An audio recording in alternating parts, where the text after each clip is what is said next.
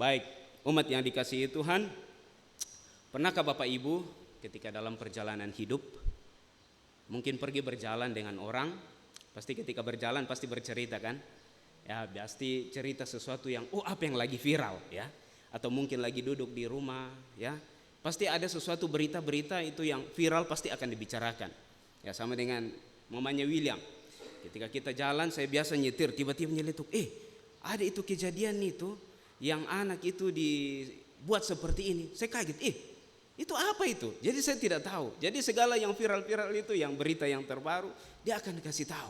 Jadi sambil nyetir saya bilang, itu apa kira-kira? Jadi sambil berjalan bawa mobil, dia bercerita, bisa mendengar.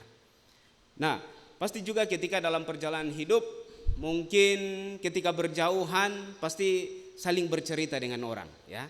Mungkin bercerita lewat handphone, ya.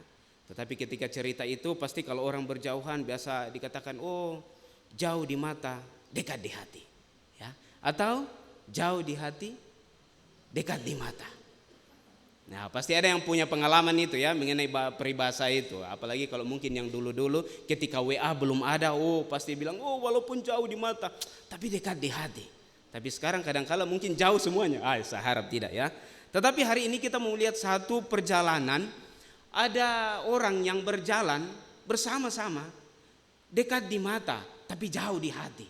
Nah, siapakah kira-kira itu? Mari kita lihat di dalam Lukas pasalnya yang ke-24. Lukas pasal 24 ayat yang ke-13 sampai ayat yang ke-35.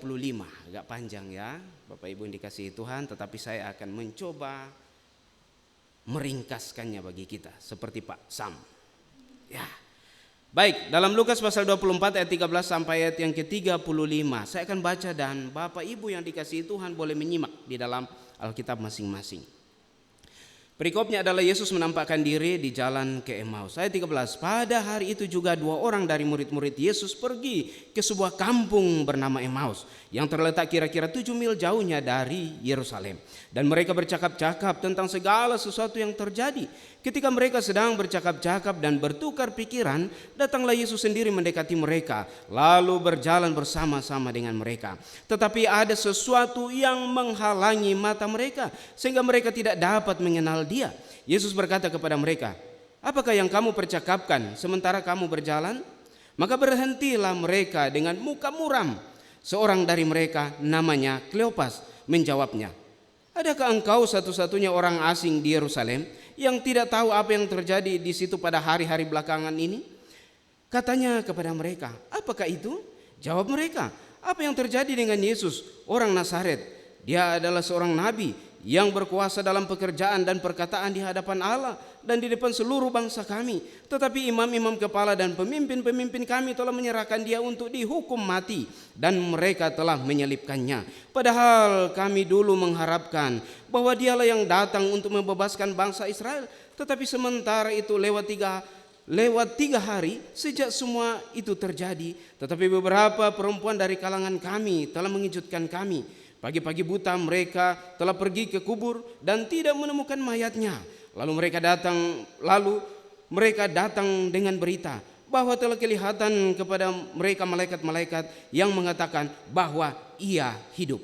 Dan beberapa teman kami pergi ke kubur itu dan mendapati bahwa memang benar yang dikatakan perempuan-perempuan itu, tetapi tidak mereka lihat. Lalu ia berkata kepada mereka, hai kamu orang bodoh, betapa lambannya hatimu sehingga kamu tidak percaya segala sesuatu yang telah dikatakan para nabi. Bukankah Mesias harus menderita semuanya itu untuk masuk ke dalam kemuliaannya? Lalu ia menjelaskan kepada mereka apa yang tertulis tentang dia dalam seluruh kitab suci, mulai dari kitab-kitab Musa dan segala kitab nabi-nabi. Mereka mendekati kampung yang mereka tuju. Lalu ia berbuat seolah-olah hendak meneruskan perjalanannya. Tetapi mereka sangat mendesaknya. Katanya, tinggallah bersama-sama dengan kami, sebab hari telah menjelang malam dan matahari hampir terbenam. Lalu masuklah ia untuk tinggal bersama-sama dengan mereka. Waktu ia duduk makan dengan mereka, ia mengambil roti, mengucap berkat, lalu memecah-mecahkannya dan memberikannya kepada mereka. Ketika itu terbukalah mata mereka dan mereka pun mengenal dia, tetapi ia lenyap di tengah-tengah mereka. Kata mereka kepada yang lain, Bukankah hati kita berkobar-kobar ketika Ia berbicara dengan kita di tengah jalan dan ketika Ia menerangkan kitab suci kepada kita? Lalu bangunlah mereka dan terus kembali ke Yerusalem. Di situ mereka mendapati ke-11 murid itu, mereka sedang berkumpul bersama-sama dengan teman-teman mereka. Kata mereka itu, sesungguhnya Tuhan telah bangkit dan telah menampakkan diri kepada Simon. Lalu kedua orang itu pun menceritakan apa yang terjadi di tengah jalan dan bagaimana mereka mengenal Dia pada waktu Ia memecahkan roti. Amin atas firman Tuhan. Di dalam pembacaan kita ini kita melihat bahwa ternyata ada perjalanan yang sedang dilakukan oleh dua murid. Nah, salah seorang bernama Kleopas, tapi yang satu ini tidak disebutkan di Alkitab. Walaupun ada beberapa penafsir mencoba mencari siapa namanya dan menemukannya, tapi ya saya tidak mau bilang siapa, nanti Bapak Ibu cari. Ya, di dalam pembacaan ini dikisahkan bahwa pada hari ayat 13 ya, pada hari itu juga dua orang dari murid-murid Yesus pergi ke kampung bernama Emmaus ya, yang terletak kira-kira 7 mil jauhnya dari Yerusalem. Jadi kemungkinan ini perjalanan mereka, ada yang mengatakan bahwa murid ini dari Emmaus dan mereka mau pulang kampung ya, mau pulang ke Emmaus. Nah, jaraknya 7 mil itu kurang lebih 11 kilometer. Jadi mereka pulang. Jadi kepulangan mereka dikatakan, kalau kita lihat dalam terjemahan dalam bahasa Inggris dikatakan bahwa karena mereka memiliki kekecewaan yang berat, memiliki suatu kepahitan, memiliki suatu perjalanan yang telah mereka lewati, secara khusus suatu tragedi yang mereka alami. Karena apa? Karena Yesus yang baru disalibkan itu. Yesus yang baru disalibkan, dan kemudian mereka melihat semuanya pasti atas kejadian itu sehingga membuat mereka down begitu ya. Jadi kehilangan semangat, sudah ya akhirnya dikatakan seperti mau pulang sebetulnya. Karena apa? Sesuatu yang diharapkan, sesuatu yang diandalkan sudah sirna, pudar. Jadi sudah mulai hilang, putus harapan mereka.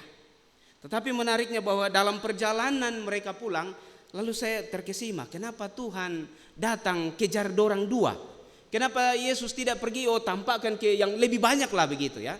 Tapi mereka mengejar dua orang ini yang sedang mau pulang kampung, ya, mau pergi ke Emmaus dan sedang dalam jalan kaki. Dan ketika dalam perjalanannya itu sungguh menarik bahwa Yesus datang bersama dengan mereka. Walaupun tidak disebutkan Yesus muncul dari mana, tapi kalau kita lihat dalam pembacaan ya, ayat 14, dan mereka bercakap-cakap tentang segala sesuatu yang terjadi. Ayat 15, ketika mereka sedang bercakap-cakap bertukar pikiran, datanglah Yesus sendiri mendekati mereka lalu berjalan bersama-sama dengan mereka. Jadi dalam perjalanan mereka ini Yesus datang mendekati mereka, Yesus menghampiri mereka. Saya melihat bahwa kemungkinan karena mereka lagi galau, mungkin karena mereka sudah putus harapan, mungkin sudah hilang pengharapan mereka, sudah ada kekecewaan yang menghimpit mereka dalam suatu tekanan yang berat sehingga menyebabkan mereka mau pulang.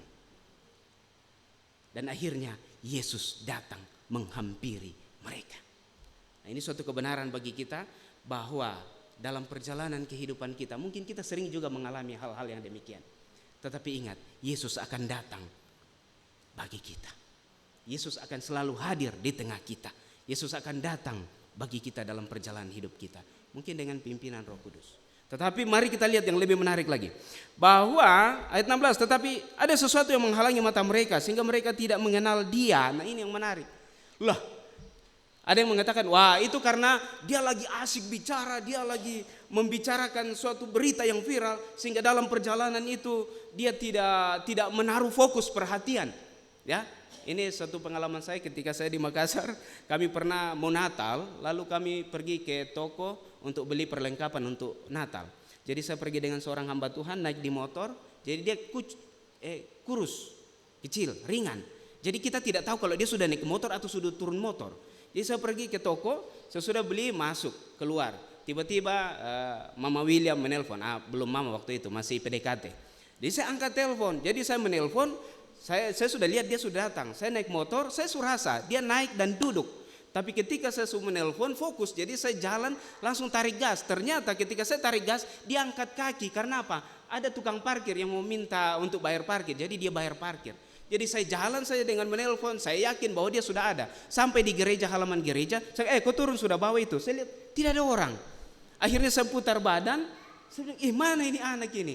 Kemudian saya bilang, oh mungkin dia ketinggalan. Saya pulang, langsung ketemu di jalan, dia sudah naik beca. Saya bilang, Di dalam pembacaan kita ini, mereka bersama dengan Yesus, tapi apa yang terjadi? Ternyata bahwa mereka tidak mengenal dia. Dalam pembacaan itu. Ya itu saya katakan, dekat di mata tapi ya. Nah, kita lihat bahwa tetapi ada ayat mengatakan di situ bahwa ada sesuatu yang menghalangi, ya. Ayat 17, Yesus berkata kepada mereka, apakah yang kamu percakapkan sementara kamu berjalan, maka berhentilah. Nah, ini kan ada kata, maka berhentilah mereka dengan muka muram. Otomatis kalau berhenti, ada orang bicara pasti, apa aku bilang? Nah, pasti gitu toh. Pasti dia juga angkat kepala dan lihat, ya. Sampai muka juga muram. Artinya dia juga merasa aneh, ya. Tapi dia merasa bahwa orang ini pasti orang asing, sehingga ayat itu dikatakan di situ bahwa apakah kamu percakapkan sementara kamu berjalan, maka berhentilah mereka dengan muka muram. Seorang dari mereka namanya Kleopas menjawabnya, adakah engkau satu-satunya orang asing di Yerusalem yang tidak tahu apa yang terjadi di situ pada hari-hari belakangan ini? Jawabnya kepada mereka, apakah itu? Jawab mereka, apakah yang terjadi dengan Yesus orang Nazaret? Dia adalah seorang dan seterusnya. Jadi ternyata bahwa waktu itu dia anggap bahwa kok ini orang asing kan? Kenapa masa kau tidak tahu apa gempar suatu berita yang terjadi di Yerusalem? Masa itu tidak tahu? Jadi dia menganggap Yesus ini sebagai seorang asing, ya. Sehingga dikatakan kau tidak tahu kah? Gitu. Nah, ayat yang seterusnya itu mengisahkan tentang suatu kejadian itu, ya. Di ayat yang seterusnya itu kita melihat bahwa apa yang terjadi mengisahkan tentang Yesus dan imam-imam ayat 20, ya, dan pemimpin telah menyerahkan dia dihukum mati. Nah, jadi dia kisahkan di situ suatu tragedi yang sedang terjadi. Nah, selanjutnya bahwa ayat 21, padahal kami dahulu mengharapkan bahwa dia yang datang untuk membebaskan bangsa Israel, tetapi sementara itu telah lewat 3 hari sejak semuanya itu terjadi. Ternyata bahwa pupuslah harapan daripada murid ini. Karena ayat 21 itu ada sesuatu yang sedang mereka nantikan. Ada sesuatu yang sedang mereka harapkan. Bahwa padahal kami dahulu mengharapkan bahwa dialah yang datang untuk membebaskan bangsa Israel. Mengapa? Karena ternyata bahwa pada waktu itu mereka sedang dijajah oleh bangsa Roma.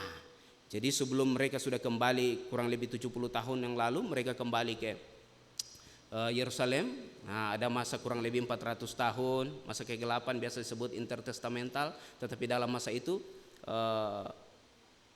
mereka tetap ada di bawah penjajahan secara khusus, mulai dari Yunani dulu, sesudah Yunani baru Roma. Jadi pengharapan mereka bahwa diharapkan kiranya Yesus inilah yang akan membebaskan mereka. Ini suatu pengharapan mereka, ini suatu motivasi mereka, suatu keyakinan mereka. Tetapi apa yang mereka yakini, apa yang mereka harapkan itu ternyata tidak sesuai dengan apa yang ada di dalam pikiran mereka. Nah, ini suatu pembelajaran bagi kita Bapak Ibu yang dikasihi Tuhan. Bahwa dalam perjalanan kehidupan kita, bagaimana kita mengenal Tuhan ini? Apakah kita mengenal Dia bahwa Dia yang akan datang menolong saya dalam persoalan saya? Apakah kita hanya sebatas meyakini itu? Dia yang akan membebaskan dari segala pergumulan saya. Kadang-kala orang mempertuhankan Tuhan karena ada sesuatu yang menjadi keinginannya, kemauannya. Motivasinya mengikut Tuhan itu apa? Inilah yang harus menjadi kemurnian dalam kita mengikut Tuhan. Kita harus mengenal Dia dengan benar. Bahwa Dia telah datang mati untuk menyelamatkan kita lebih dari apa yang kita pikirkan, yang sedang Dia kerjakan. Karena Dia mengasihi kita. Itulah yang harus menjadi keyakinan kita. Tetapi kadangkala ketika orang mengikut Tuhan, kadangkala apa yang menjadi harapannya, apa yang menjadi keinginannya itu tidak terjadi. Sampai mereka sudah berupaya dengan lama, tidak terjadi apa-apa. Sehingga kadangkala kecewa kepada Tuhan. Kadangkala tidak mood lagi untuk mencari Tuhan, atau tidak mau lagi melayani Tuhan, atau tidak mau lagi menyembah Tuhan dalam kehidupan ini. Kristus datang luar biasa mengorbankan nyawanya untuk kita. Karena kasihnya begitu besar bagi kita. Maka selayaknya dalam hidup kita, kita harus tetap setia mengikut Tuhan. Situasi akan pasti terjadi, seperti Pak Gembala sudah akan tadi. Bahwa situasi-situasi itu pasti akan terjadi dalam hidup kita. Keadaan seperti itu. Tetapi kita harus tetap setia mengiring Tuhan. Jadi pertanyaan ketika itu sehingga Yesus menghardik mereka ayat 25 di situ ya. Dia katakan lalu berkata kepada mereka, hai kamu orang bodoh, betapa lambannya hatimu sehingga kamu tidak percaya segala sesuatu. Ini sesuatu yang menarik karena apa? Bisa dikatakan kalau kita lihat Kleopas ini siapa? Apakah dia dari 12 murid? Nah, kemungkinan ini dari 70 murid yang pernah dikirim. Ya.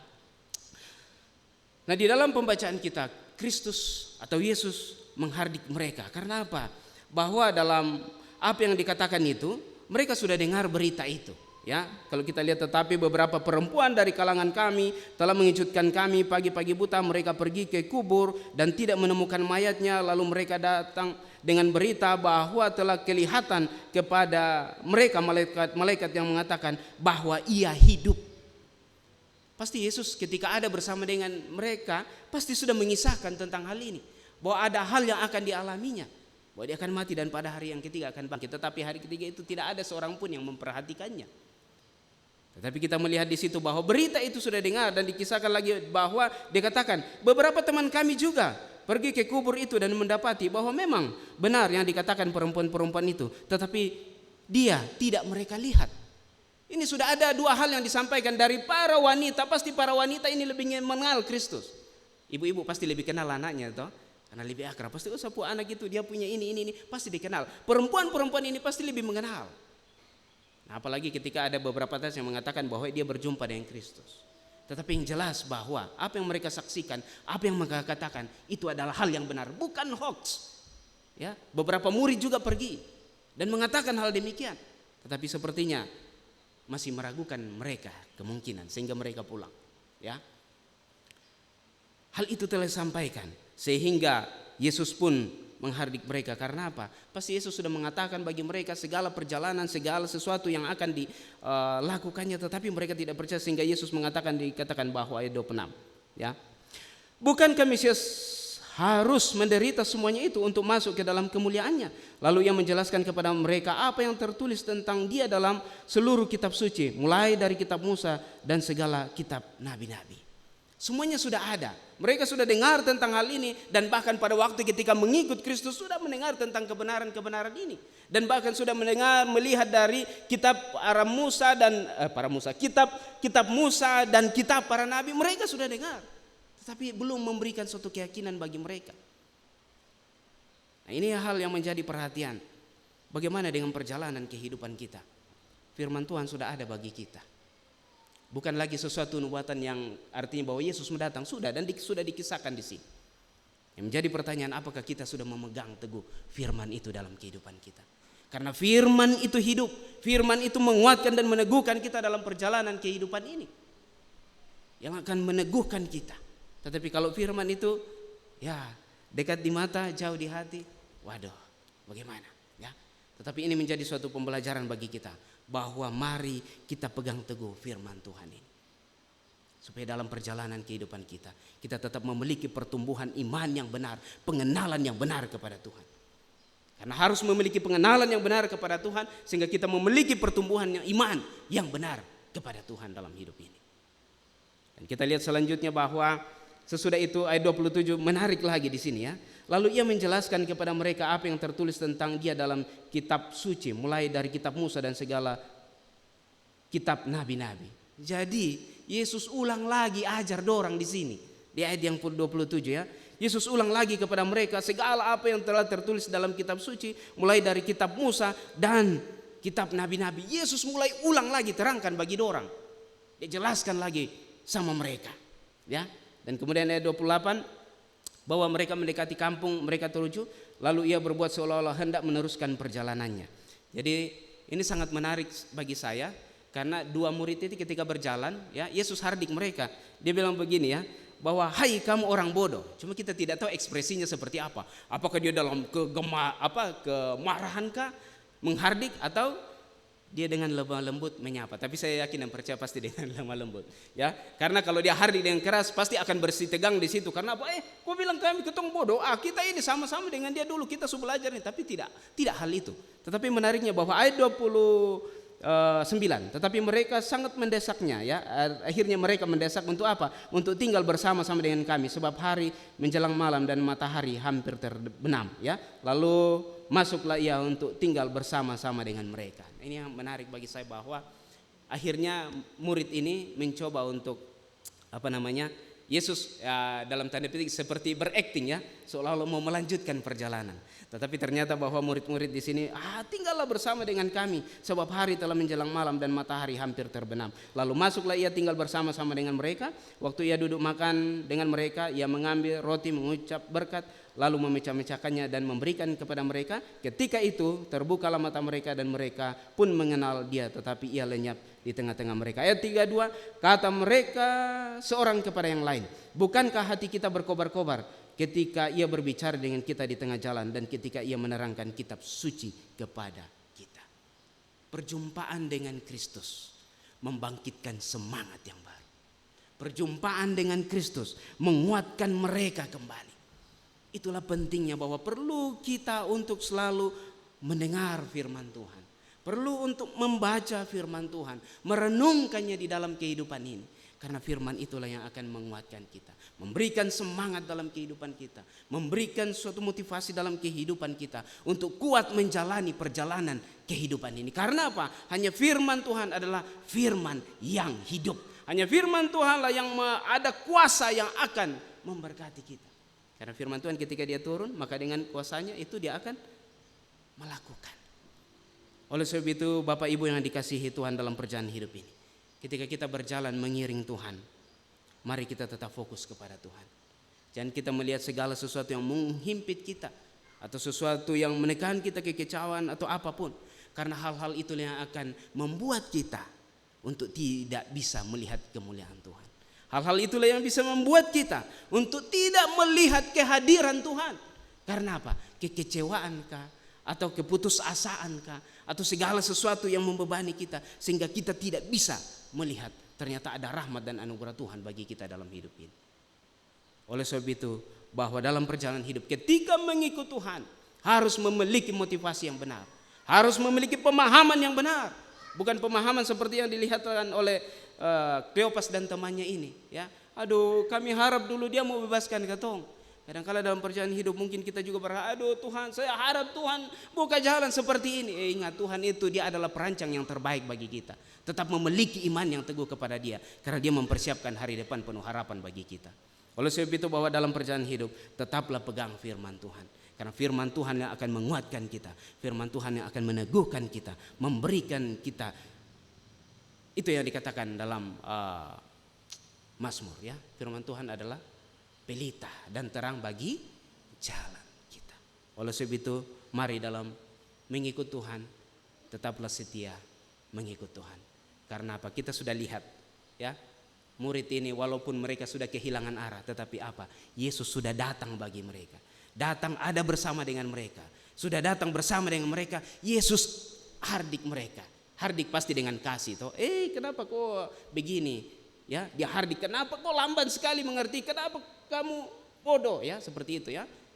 Tetapi apa yang terjadi? Yesus pun mengulang mengajar mereka tentang kebenaran. Sehingga olehnya itu mereka merasakan bahwa tadi itu ketika dia menjelaskan, kita tumpu semangat luar biasa. Sehingga setelah selesai itu mereka pun pulang kembali ke Yerusalem, tidak melanjutkan lagi perjalanan ke Emmaus, tapi mereka kembali ke Yerusalem dan menyampaikan yang sama.